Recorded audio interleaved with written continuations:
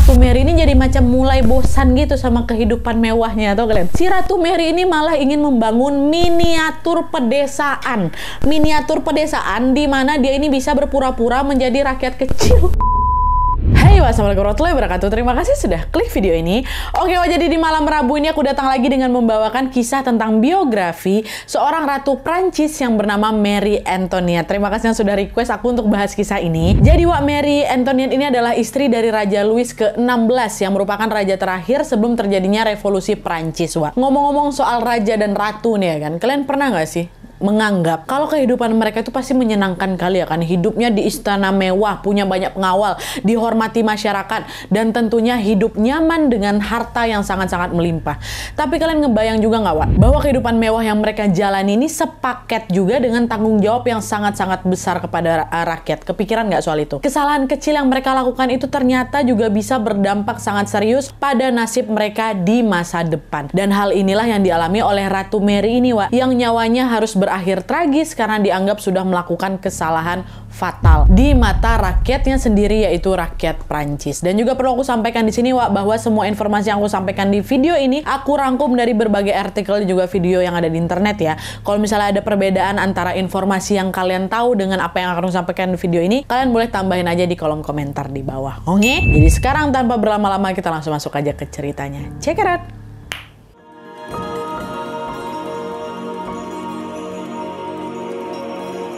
Oke, sebelum kita masuk ke kisah hidupnya Marie Antoinette sebagai ratu, aku menceritakan dulu latar belakang hidupnya sebelum menjadi ratu ya. Jadi, Wak, Marie Antoinette ini lahir pada tanggal 2 November tahun 1755 di Hofburg Palace yang ada di Austria, Wak, dengan nama asli Maria Antonia Josepha Joanna. Nah, Mary ini merupakan anak bungsu dari 15 bersaudara dari pasangan Kaisar Romawi. Sang ayahnya ini bernama Franz Stephen yang dikenal sebagai Francis I, sedangkan sang ibu bernama Maria Theresa yang juga merupakan ratu di wilayah Hungaria dan juga Bohemia. Sebagaimana kehidupan bangsawan Eropa kala itu, Wak, sejak kecil Mary ini sudah diwajibkan untuk mempelajari berbagai bahasa asing, mulai dari bahasa Prancis, bahasa Jerman, dan juga bahasa Inggris. Tapi menurut beberapa sumber yang aku baca nih, Wak, ya, Mary ini dikenal sebagai anak yang kurang pintar gitu dan sulit juga menguasai apa yang sudah diajarkan di istana. Jadi dengan kata lain si Mary ini agak susah nangkap pelajaran lah gitu ya kan.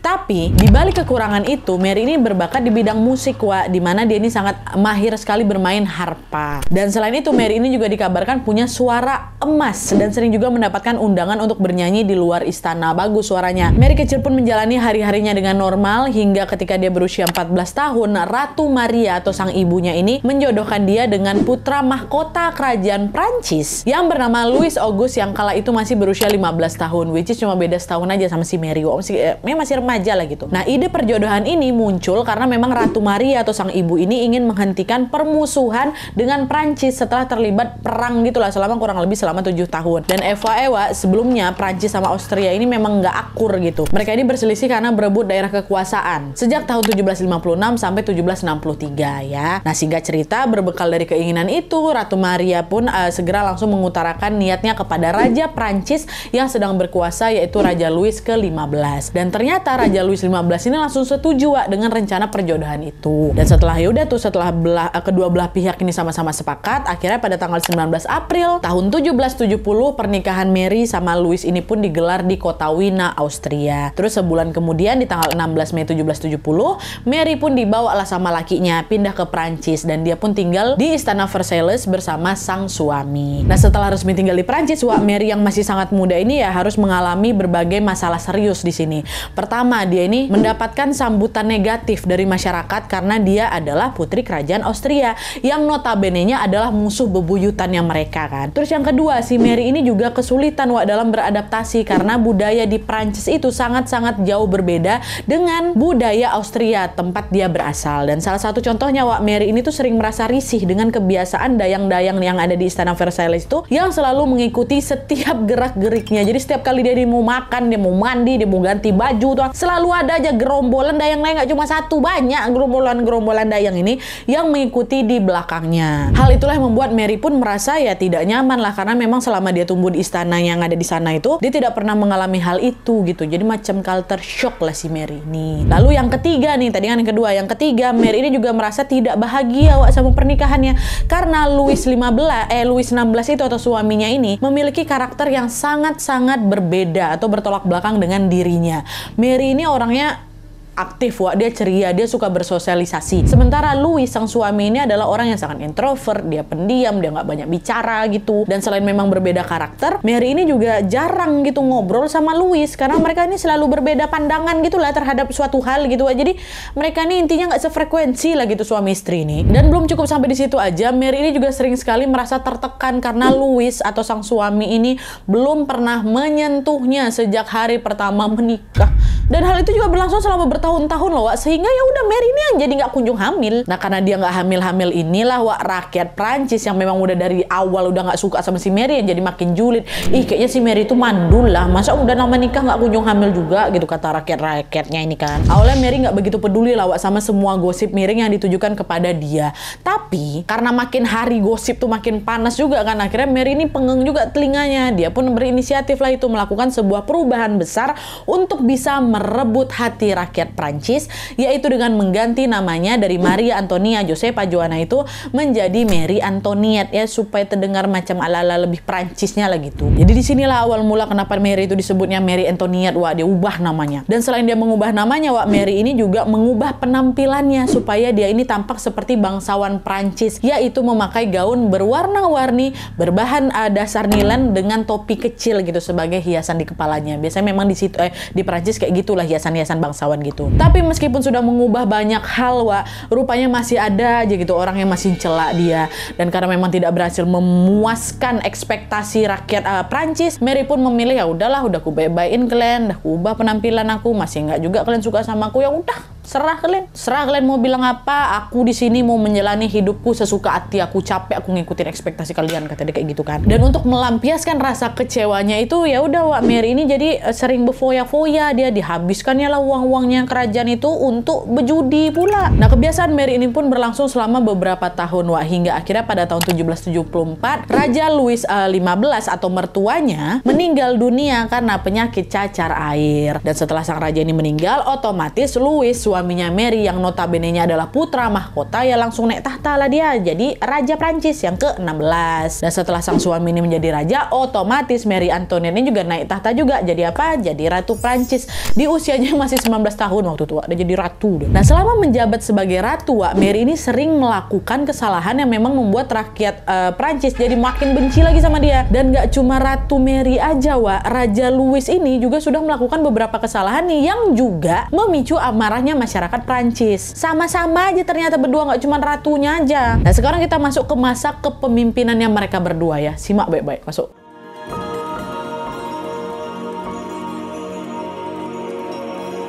Nah jadi, Wak, setelah resmi menjabat sebagai ratu, kehidupan Ratu Mary dan juga Raja Louis ini jadi makin intens lagi disorot oleh rakyatnya Prancis. Mereka bahkan makin sering lagi membicarakan sang raja dan sang ratu yang tidak kunjung dikaruniai keturunan, ya kan. Nah karena cibiran itu makin lama makin panas, Wak, akhirnya pada suatu hari salah satu abangnya Ratu Mary yaitu Joseph II pergilah berkunjung ini ke rumah pula, ke istana Raja Louis dan Ratu Mary, yaitu ya di istana Versailles tadi kan. Entah apa yang mereka obrolin di sana, Wak, tapi yang jelas tidak lama setelah kunjungan itu, Ratu Mary pun dinyatakan hamil nih, ya kan. Nah, selang 9 bulan kemudian, tepatnya tanggal 19 Desember tahun 1978, Ratu Mary pun melahirkan seorang bayi perempuan yang dia beri nama Maria Theresa Charlotte. Terus selang beberapa tahun kemudian, Ratu Mary kembali hamil lagi, dan dia pun melahirkan 3 orang anak. Yang pertama Louis Joseph, laki-laki, terus kedua Louis Charles, laki-laki, terus yang ketiga Sophie Helena Beatrix, perempuan. Nah, berarti sampai sini udah 4 ya anak dia ya. Maria, Joseph, Charles, sama Sophia. Tapi meskipun sudah punya banyak anak, Wak, bukan berarti rumah tangga Ratu Mary ini berubah bahagia. Karena pada suatu hari anak keduanya yaitu Louis Joseph meninggal dunia karena terserang penyakit TBC gitulah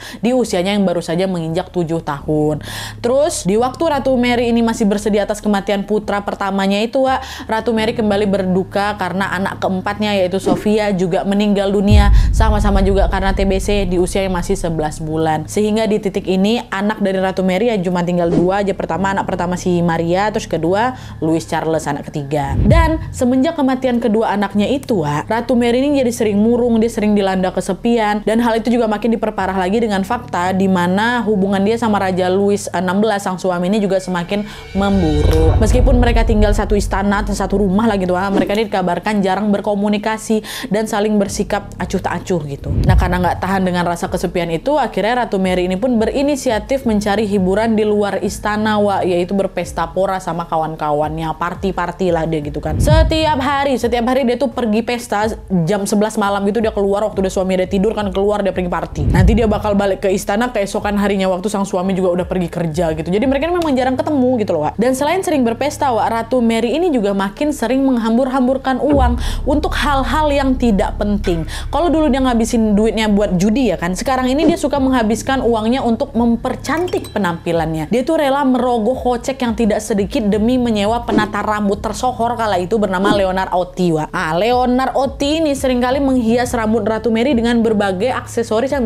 bisa dibilang agak aneh gitu lah. Mulai dari perhiasan mewah, tiang besi sampai ke bulu ayam itu dijadikannya hiasan di rambutnya ratu tuh. Nah, akhirnya gaya rambut unik Ratu Mary ini pun selalu mencuri perhatian masyarakat karena memang dia satu-satunya bangsawan Prancis yang suka berpenampilan tidak biasa. Jadi memang nggak kayak bangsawan pada umumnya waktu itu. Dan salah satu gaya rambut Ratu Mary yang paling terkenal adalah rambut berbentuk kapal perang, yang dikasih nama La Belle Épouse. Dan gaya rambut ini sengaja memang dipakai sama Ratu Mary untuk merayakan kemenangan tentara laut Prancis waktu itu setelah mereka berperang melawan Inggris dan menang. Nah, gaya rambut yang tidak biasa ini betul-betul langsung menghebohkan dunia dan membuat Ratu Mary pun dijuluki sebagai ikon kecantikannya Prancis. Dan selain bergaya rambut unik, Ratu Mary ini juga suka mengoleksi berbagai gaun mewah yang terbuat dari kain sutra dan harganya yang sangat-sangat mahal katanya. Dan konon juga katanya pengeluaran untuk gaun-gaunnya Ratu Mary aja nih itu menghabiskan kurang lebih 3,6 juta dolar atau sekitar 59 miliar rupiah kalau sekarang.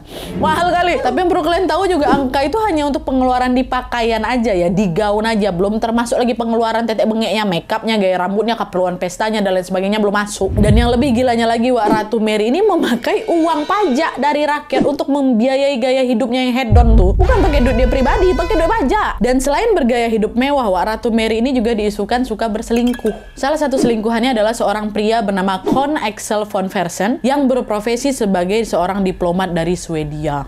Selingkuh, ambil uang rakyat, apalagi kurang Ratu apa ini. Nah, segala isu miring tentang Ratu Mary ini pun membuat rakyat Prancis tentunya semakin terpancing emosi. Kalau dulu mereka tuh cuma ngegosip aja ya kan, sekarang mereka ini sudah mulai berani mengkritik perilaku Ratu Mary lewat tulisan-tulisan yang ada di surat kabar. Tapi meskipun memang sudah dikritik sedemikian rupa sama rakyat nih, Ratu Mary jadi udah nggak peduli sama sekali, Dia justru merasa bahwa hidup mewahnya itu adalah sesuatu yang sah dia lakukan sebagai seorang bangsawan. Ya suka-suka aku lah, aku mau boros atau apa, toh aku ini ratu kalian nggak ada hak ngatur hidup aku, gitulah kurang lebih. Nah, mengetahui tingkah Ratu Mary yang terkesan bodoh amat ini, rakyat Prancis yang makin tersulut lagi emosinya tentunya kan. Dan hal ini juga diperparah lagi dengan sebuah fakta di mana rakyat Prancis kala itu lagi mengalami masa sulit akibat hantaman krisis ekonomi. Mereka tuh dilanda gagal panen yang juga mengakibatkan harga roti langsung melambung tinggi toh kalian. Dan FYI, roti itu juga jadi makanan pokok masyarakat Prancis ya kan. Ya karena harga rotinya makin mahal, masyarakat kelas bawah nggak bisa beli lah, sampai-sampai mereka dilanda bencana kelaparan yang cukup serius. Nah, melihat rakyat yang kesusahan, bukannya kasihan, nggak ada dikasihan sama sekali. Ratu Mary ini justru mengucapkan sebuah kalimat yang sangat kontroversial katanya, dia ngomong kayak gini, let them eat cake katanya. Ya kalau kalian nggak bisa beli roti, makan aja kue katanya. Nah, kalimat sindiran itu tentunya langsung membakar amarah masyarakat karena Ratu Mary ini dianggap tidak berempati kepada rakyat yang memang sedang kesusahan. Belum sempat juga kemarahan itu mereda, di saat yang sama rakyat Prancis juga dibuat kesal lagi dengan kebijakan yang dilakukan oleh suaminya, which is Raja Louis XVI itu. Saat itu raja ini membuat sebuah aturan baru, yaitu membagi masyarakat Prancis jadi 3 golongan berbeda. Golongan 1 itu golongan para bangsawan. Golongan 2 ini adalah tuan tanah dan juga pemuka agama. Golongan golongan 3 adalah masyarakat pekerja. Nah, untuk mengurangi krisis ekonomi yang sedang terjadi di Prancis ini, Raja Louis ini meminta masyarakat golongan 2 atau tuan tanah sama pemuka agama ini untuk membayar pajak lebih tinggi. Bukan golongan 1 disuruh ya, golongan 2. Dan tentunya orang-orang golongan 2 yang menolak lah permintaan itu. Aduh, nggak bisa lah raja, kami nggak sanggup bayar pajak setinggi itu. Apalagi jumlah kami cuma sedikit. Jadi memang masyarakat yang ada di golongan 2 ini cuma sekitar 5% gitulah dari populasinya Prancis. Nah, karena golongan 2 menolak, Wak, Raja Louis akhirnya meminta masyarakat golongan 3 yang memang sebagian besar adalah pekerja untuk membayar pajak itu digantinya ke golongan ketiga. Awalnya orang-orang golongan 3 juga nggak bersedia. Kok jadi kami pula yang bayar lebih tinggi gitu kan? Tapi karena terus didesak sama Raja Louis, Wak, akhirnya mereka pun terpaksa menuruti permintaan itu. Oh ya udahlah, nggak apa-apa lah, kita bayar aja lah pajak itu walaupun tinggi ya kan. Yang penting ekonomi kita bisa stabil lagi. Dan FYI juga, Wak, masyarakat golongan 3 kala itu jumlahnya sekitar 90% dari populasi Prancis. Makanya mereka dianggap mampu lah gitu kan untuk menanggung beban ekonomi negara. Tapi setelah mereka membayar pajak dengan tertib, jumlahnya juga tinggi kan, Wak. Keadaannya bukan membaik, tapi malah sebaliknya.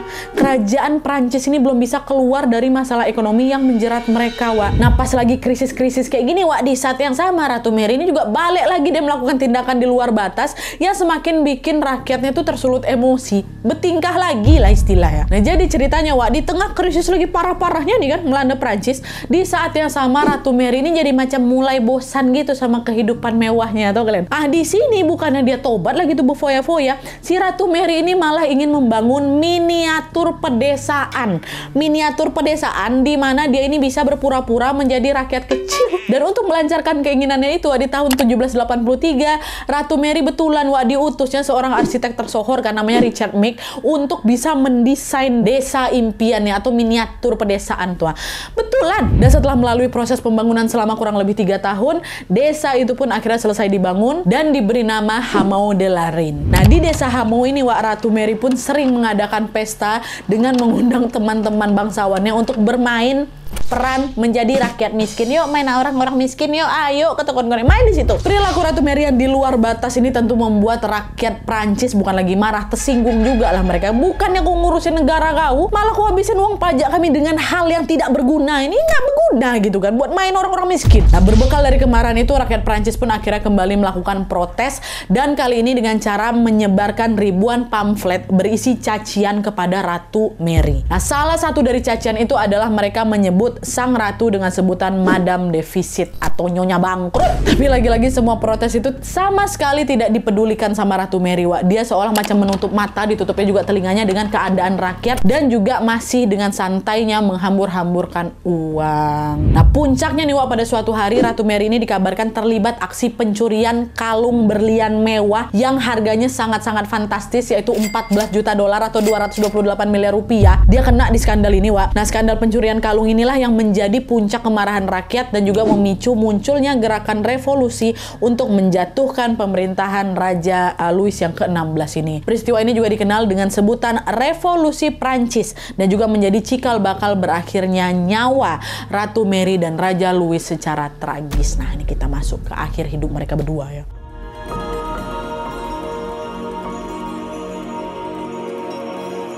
Nah, sebelum aku masuk ke nasib tragis yang menimpa Ratu Mary dan juga Raja Louis, Wak, aku mau sedikit membahas tentang revolusi Prancis nih, Wak, ya. Jadi, revolusi Prancis ini bermula dari kebenciannya rakyat Prancis yang sudah mulai muak melihat kaum borjuis yang hidup dalam kemewahan, Wak. Mereka ini juga kesal karena krisis ekonomi yang melanda Prancis sejak beberapa tahun belakangan ini tidak kunjung menemui jalan keluar gitu loh. Nah, karena alasan-alasan inilah, Wak, berbagai kelompok revolusioner pun mulai bermunculan untuk menuntut adanya perubahan atau revolusi. Tapi setelah mereka berkali-kali mengajukan tuntutan nih, Raja Louis ke-16 dan juga Ratu Mary ini ya sama sekali tidak menggubris komplainan mereka gitu. Dan karena komplain atau kritikan itu tidak dianggap serius, akhirnya di tanggal 14 Juli tahun 1789, kelompok revolusioner dan juga ribuan masyarakat Prancis pun mulai berani melakukan sebuah perlawanan fisik, yaitu dengan menjarah penjara Bastille. Nah, jadi selain tempat itu untuk ngurung narapidana, Wak, penjara Bastille ini juga merupakan gudang penyimpanan senjata. Betul tuh, diserbu sama warga kan. Nah, sesampainya di sana, para massa atau warga yang marah ini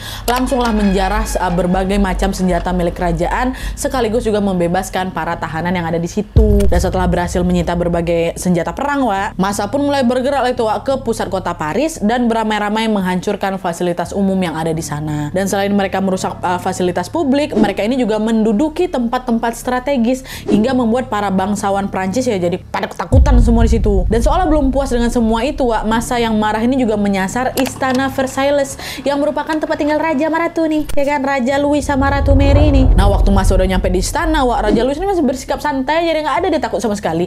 Alah, palingan mereka cuma protes kayak biasa aja, setelah aku temui ya udah paling nanti bubar gitu. Tapi sayangnya dugaan itu salah besar, Wak, karena masa yang datang ini justru sudah melakukan kekerasan kepada pengawal-pengawal kerajaan. Jadi bukan demo lagi, udah dihantam sama mereka kan. Dan selain main fisik, masa ini juga berteriak bahwa mereka ingin menangkap Raja Louis dan Ratu Mary. Ayo tangkap raja itu, ayo tangkap si ratu nggak tahu diri itu, kayak gitu lah mungkin kan. Nah, mendengar teriakan-teriakan itu, Raja Louis pun akhirnya keluar nih untuk menemui masa. Di sana dia melakukan mediasi, Wak, hingga akhirnya mereka melakukan sebuah kesepakatan, yaitu masa tidak akan menyakiti Raja Louis dan juga Ratu Mary dan juga keluarganya, asalkan mereka, Raja sama Ratu ini, Wak, mau ditahan sementara di istana Tuileries, which is beda lokasi sama istana Versailles ini. Nah, penahanan sementara itu terjadi bukan tanpa alasan, Wak, karena kala itu masa ini kan masih marah kali kan, dan dia ini macam ingin memberikan kesempatan kepada Raja Louis sama Ratu Mary untuk membenahi semua kekacauan yang terjadi. Kalian perbaiki, tapi kalian kami kurung juga. Kami tahan dulu kalian di sana, di saat kalian udah siap untuk membenahi negara ini, baru kami lepaskan lagi, kata masa kayak gitu. Nah, mendengarkan ucapan itu, Raja Louis pun terpaksa setuju, Wak, dan dia segera langsung membawa anak istrinya ke istana Tuileries tadi. Dan setelah beberapa bulan nih ditahan di sana, barulah di situ Ratu Mary cemas, dia jadi takut dihabisi nyawanya itu sama masa, Wak. Akhirnya Mary bilanglah ke raja kan, raja atau suamiku gitu, kayak kita nggak bisa lah tinggal di sini terus. Kalau kita mau selamat, kayak kita harus pergi ke luar negeri nih, kita tinggalkan Prancis, katanya. Iya, aku tahu, tapi kayak gimana caranya, kata si raja lagi. Dan setelah mereka memutar otak, Wak, mereka pun akhirnya berhasil betulan tuh melarikan diri dari istana Tuileries tadi dengan bantuan dari Count Alex von Fersen tuh. Siapa dia? Masih ingat kalian, selingkuhannya Ratu Mary, dibantu sama selingkuhannya kan.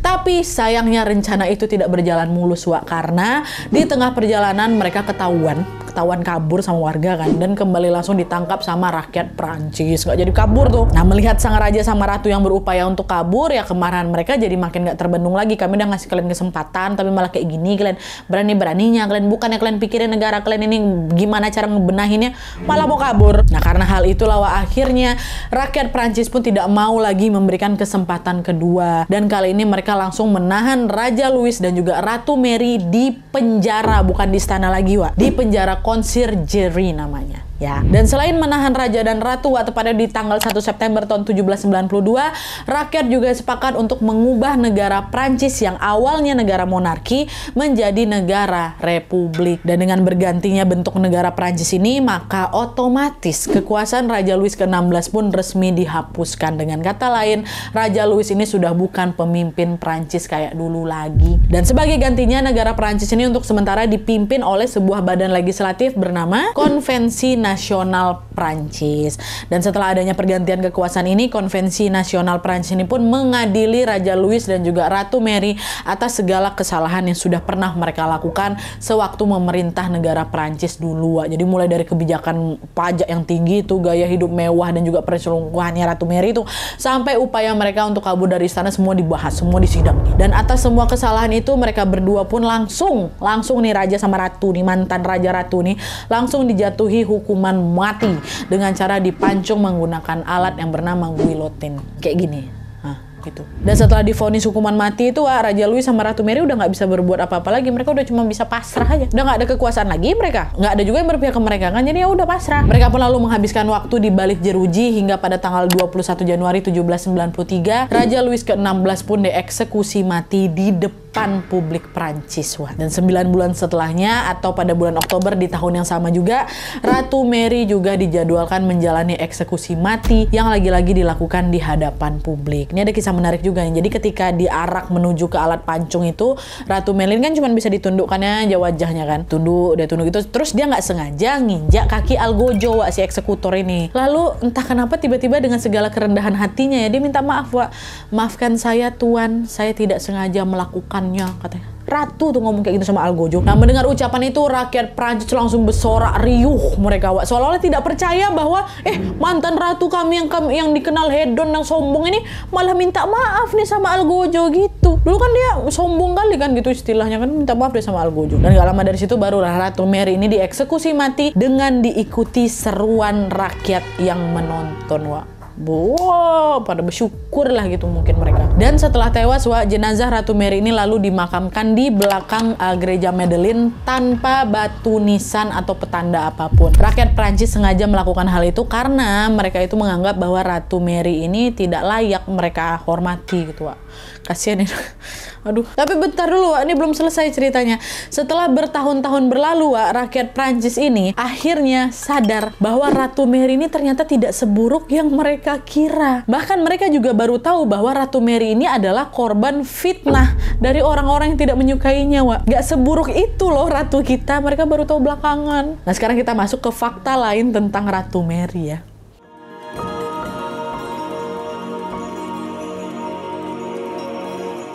Fakta pertama, Wak, Ratu Mary tidak pernah mencuri kalung seperti yang dituduhkan. Jadi ternyata skandal pencurian kalung yang melibatkan nama Ratu Mary tadi merupakan fitnah yang dilakukan sama seorang penipu wanita bernama Jenny de la Motte, Wak. Jadi ceritanya pada suatu hari si Jenny ini membohongi teman lamanya Ratu Mary, namanya Kardinal de Rohan. Si Jenny ini bilang, "Permisi Bu Rohan, Ratu Mary mau minta tolong ke kamu untuk membeli kalung berlianku ini atas nama dia. Tapi uangnya kamu talangin dulu ya, nanti akan diganti sama Ratu Mary kok," kata si Jenny kan. Dan supaya kebohongan itu tidak dicurigai, Wak, Jenny ini juga membawa sebuah surat berisi tanda tangan Ratu Mary yang sudah dia palsukan. Nah, karena perkataan Jenny ini meyakinkan, Rohan ini percaya-percaya aja.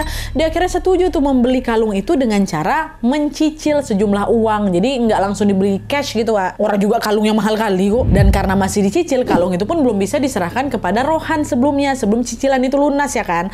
Tapi setelah cicilan kebetulan udah dilunasin, Wak, bukannya dikasihnya kalung itu, si Jenny ini malah kabur dia. Dia pergi ke London, dijualnya kalung tuh ke pasar gelap. Karena merasa ketipu di sini, ya udah Rohan pun segera langsung memviralkan lah kejadian itu dan mengatakan bahwa saya sudah ditipu sama Ratu Mary, bukan ditipu sama si Jenny. Padahal sebenarnya Ratu Mary itu nggak tahu apa-apa soal kalung itu, Wak. Tapi itulah rakyat Prancis yang memang udah dasarnya nggak suka sama Ratu Mary kan, ya udah dengan mudahnya percaya dengan fitnahan itu dan semakin lagi membenci Ratu Mary.